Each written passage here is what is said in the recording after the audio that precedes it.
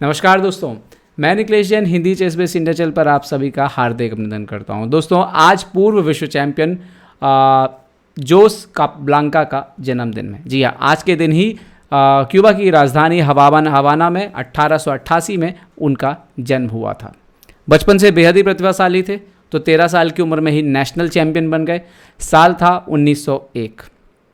उसके बाद उन्हें असली पहचान मिली 1909 में, जब उन्होंने उस दौरान दुनिया के जाने माने खिलाड़ी मार्शल को 8-1 से पराजित कर दिया। उसके ठीक 2 साल बाद स्पेन के सैन सेबेस्टियन में उन्होंने एक ऐसा टूर्नामेंट जीता जिसमें विश्व चैंपियन भी खेल रहे थे। तो इसके बाद उनको दुनिया भर में पहचान जो है 1911 में ही मिलने लगी थी। लेकिन विश्व चैंपियन बनने के लिए उन्हें इसके बाद भी एक दशक और इंतजार करना पड़ा। जब उन्होंने लास्कर को हराया, वो विश्व चैंपियन बने। कापाब्लांका खास तौर पे अपने एंड गेम के लिए जाने जाते हैं। तो उनके एंड गेम से रिलेटेड एक बात मैं आपको बताता हूँ कि एक बार फिशर से पूछा गया कि कापाब्लांका एंड गेम में इतने ज़्यादा माहिर क्यों थे। तो फिशर ने जवाब दिया कि दरअसल कापाब्लांका एंड गेम में माहिर नहीं थे, वो दरअसल इस चीज़ में माहिर थे कि कैसे एक बेहतरीन एंड गेम जो है वो लाया जाता है। जी हाँ दोस्तों, हम में से अधिकतर खिलाड़ियों के साथ ये होता है कि जब हम एक अच्छा गेम खेल रहे होते हैं, कुछ एडवांटेज में होते हैं, और जैसे ही हम उसको एंड गेम में ट्रांसफ़र करने की कोशिश करते हैं, कई बार हम ऐसी गलतियां करते हैं कि उसके बाद हमारा वो एडवांटेज चला जाता है। लेकिन कापाब्लांका की खासियत ये थी कि वो गेम्स को कुछ इस तरह से एंड गेम में लेके जाते थे जिसमें अपोनेंट को जो है कम से कम मौके होते थे। तो ना सिर्फ उनके पास आक्रमण के चांसेस होते थे, बल्कि उनके अपोनेंट के पास डिफेंस मतलब बचाव के तरीके भी कम रह जाते थे। खैर, कापाब्लांका के ऊपर तो हम एक घंटों का सीरीज़ कर सकते हैं, दिनों का सीरीज़ कर सकते हैं, लेकिन एक छोटा सा वीडियो आपके लिए लेके आया हूँ। ये गेम हम देखेंगे और देखेंगे कि कैसे कापाब्लांका ने एक गेम को ओपनिंग से ही एंड गेम तक ले जाने की कैसी तैयारी करके रखी और कैसे इस मैच को जीता। तो यहाँ पर हम देखते हैं ये मैच उन्होंने खेला था 1901 में। जी हाँ, हम बात कर रहे थे जब वो यहाँ पर 13 साल की उम्र में नेशनल चैंपियन बने थे, और ये उसी टूर्नामेंट के दौरान का एक सीनियर खिलाड़ी के दौरान के साथ खेला गया ये मैच है। शुरुआत कैसे होती है? E4। यहाँ पर कापाब्लांका ब्लैक पीसेस से खेल रहे थे। उनके अपोनेंट थे, मैं बहुत अच्छे से नाम नहीं पढ़ पाऊंगा, फिर भी कोरोजो जोन, ये मैं इतना नाम पढ़ता हूँ, तो ये नाम था उनके अपोनेंट का। Okay, E4। कापाब्लांका जवाब देते हैं E5। उन दिनों नाइट C3, मतलब इसको वियना जो ओपनिंग है इसका काफ़ी चलन था। नाइट F3 की जगह लोग नाइट C3 खेलते थे। कापाब्लांका ने खेला night C6, now F4, E into F4, night F3, सो G5। जी हाँ, इसमें होगा ये कि ब्लैक जो है वो ज़्यादा से ज़्यादा जो है वो स्पेस लेने की कोशिश जो है बोर्ड पर कर रहा है। आगे देखिए क्या होता है, H4, G4, सो नाइट G5। ओके, ब्लैक ने ऑलरेडी आपको एक पॉन दिया हुआ है F4 पर, और आपके दो जो पॉन है आप देखिए कि F4 और G4 पर पहुंच चुके हैं फिलहाल। Okay, H6। तो यहाँ पर वाइट खेलता है night into F7, king into F7, मतलब पूरा पीस सेक्रीफाइस किया गया। लेकिन बदले में क्या मिल रहा है? बदले में वाइट को सबसे पहले तो D4 के बाद सेंटर मिल चुका है। दूसरा, ये जो किंग का लोकेशन है वो डेफिनेटली अच्छा नहीं है। किंग यहाँ पर कमजोर है और ब्लैक का डेवलपमेंट अभी हुआ नहीं है। और अगर आप ध्यान से देखो तो इन दो पॉन्स पर एक डायरेक्ट अटैक भी जो है यहाँ पर बना हुआ है। गेम में आगे क्या होता है?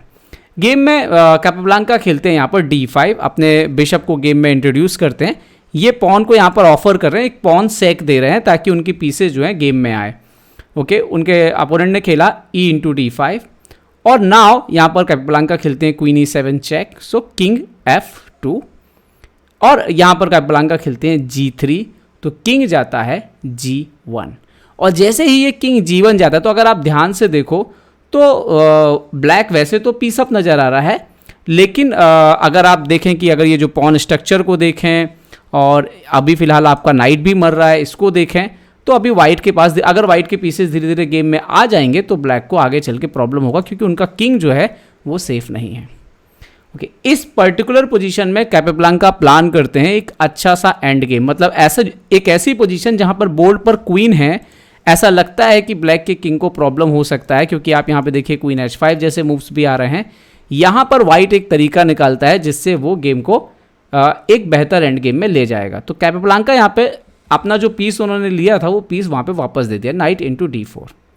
Okay, queen into D4। अगर आप इसको डिनाई नहीं कर सकते, क्योंकि ये पोजीशन ऐसी आ चुकी है कि अगर ये नाइट भी बच गया, मान लीजिए कि वो D4 का पॉन भी चला गया, तो उसके बाद वाइट का पोजीशन जो है वो काफ़ी ख़राब होता चला जाएगा। तो यहाँ पर वाइट को एक्सेप्ट तो करना होगा। अब कैपेब्लांका खेलते हैं क्वीन C5। दरअसल कैपेब्लांका ने जज कर लिया था कि अगर सडनली गेम में एंड गेम आ जाए, जब तक मिडिल गेम चल रहा था तब तक ठीक था क्योंकि क्वीन बोर्ड पर था, अगर एंड गेम आ जाए तो ये जो किंग का लोकेशन है काफ़ी ख़राब है। इसकी वजह से ना ये रुक गेम में आ पाएगा और मेटिंग थ्रेड्स के चांसेस भी, और ये डायगोनल बहुत ज़्यादा कमज़ोर हो रहा है। अब यहाँ पर क्या हुआ कि काफ़ी सोचने के बाद उनके अपोनेंट ने खेला यहाँ पर नाइट E2। यहाँ पर ओके नाइट E2, तो कैपेब्लांका खेलते हैं यहाँ पर क्वीन B6। अगर कैपेब्लांका यहाँ पे क्वीन इंटू D4 मार दें, सो नाइट D4 BC5 और C3 के बाद यहाँ पर ब्लैक को कोई खास अभी यहाँ पर सीधा एडवांटेज जो है नहीं मिलेगा, जो कि जो उन्होंने मैच में खेला उसके बाद मिलेगा। तो यहाँ पर कैपेब्लांका की तैयारी पहले से थी कि नाइट E2 पे वो खेलेंगे क्वीन B6। अभी आइडिया ये है कि क्वीन बिशप जो है वो C5 पे आ रहा है और आपका ये जो क्वीन है वो ट्रैप हो रहा है। तो यहाँ पर उनके अपोनेंट को मजबूरी में मारना पड़ा। Queen into B6, A into B6, almost same position आई। अब यहाँ पे देखिए आपकी बिशप C5 को स्टॉप करना मुश्किल हो रहा है, और जब तक बिशप C5 स्टॉप नहीं होगा वहाँ पर मेटिंग थ्रेड जो है वो बनी हुई है। मतलब आप यहाँ पर आप नाइट F4 या बिशप F4 जैसी कोई चाल जो है यहाँ पर नहीं चल सकते हैं। तो उन्होंने खेला नाइट D4 स्टॉप करने के लिए। आइडिया वही बिशप C5 पे C3, लेकिन यहाँ पर इमीडिएटली कैपेब्लांका के पास एक और आइडिया था और वो था रुक A4। तो आप देख सकते हो कि उन्होंने किस तरह से क्वीन को एक्सचेंज करने के बाद अपने किंग की लोकेशन का जो फ़ायदा अपोनेंट को मिल सकता था उसको जीरो कर दिया, और अपने पीसेस को कितनी जल्दी वो बोर्ड पर लेकर के आ रहे हैं, और अभी आने वाले समय में और भी पीसेस बोर्ड पर आएंगे। अभी थ्रेट क्या है? थ्रेट है रुक into D4, pawn into D4 और बिशप D4 के बाद बिशप E3 के बाद चेकमेट हो जाएगी। तो क्या करना होगा? पीस तो निकालना होगा।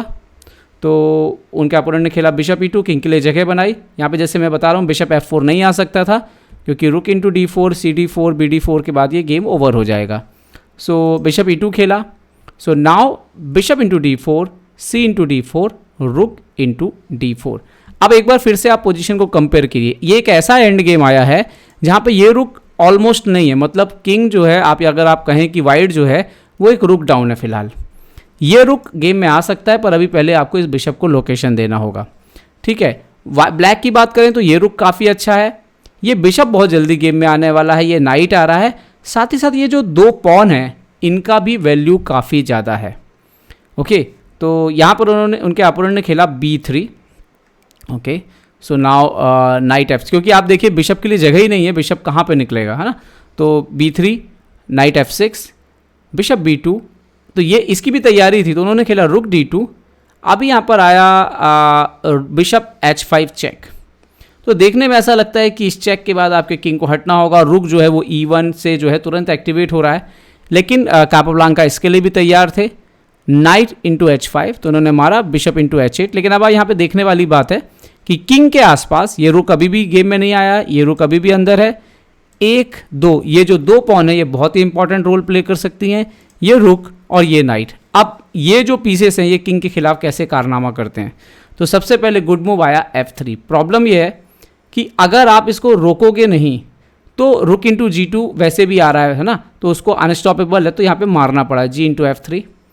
Now night F4। अभी नाइट के यहाँ आने से 1, 2 स्क्वायर जो है वो बहुत अच्छे से कवर हो गए, पॉन ने ऑलरेडी 2 स्क्वायर कवर किए थे, तो किंग के लिए ज़्यादा स्क्वायर जो है उसके आसपास है नहीं।